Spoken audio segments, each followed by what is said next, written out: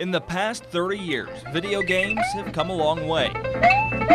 From blocky, pixelated figures jumping and running through a simple side-scrolling level, to lifelike characters free to roam an amazingly immersive world, doing whatever they like. Everybody is playing these games, in short. Grand Theft Auto 5 shattered records when it launched in September, making $1 billion in just 3 days. UK Assistant Professor Anthony Lampero studies video games. One of the reasons that people are driven to play them or that they enjoy them is for the content, and a lot of that content happens to be violent content.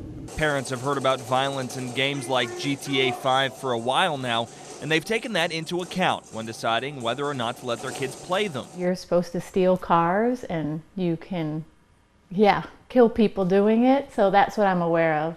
And video game store owners say they know what to warn parents about. I expect to see just violence and car theft and drugs, gang reference, things of that nature. But video game makers are always pushing the envelope, and in the case of GTA 5, going in directions people didn't necessarily anticipate. Well, I was shocked by it. I was very surprised. When you're not out committing acts of violence in the fictional city of Los Santos, you can relax in a virtual strip club, grabbing a seat by the pole, or even going into a private room with a topless dancer.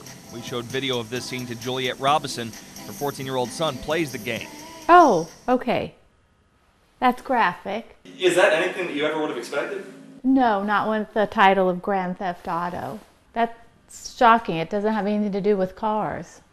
Juliet says she tries to do her homework. She knows the game is marked with an M for mature, but unless you flip the box over and read the description on the back, you don't know why it has that rating. I thought the M was about the guns. I did. Rebecca Young runs a video game store. She didn't know about the graphic nudity either.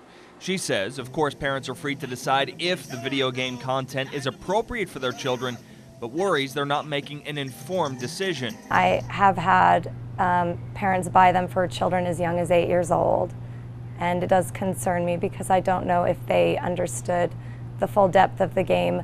And she wonders if video games have evolved from those blocky figures bouncing through a simple world to this. What's next? I would think if they go any further, these games would have to be labeled X-rated. In Lexington, Sean Moody, WKYT.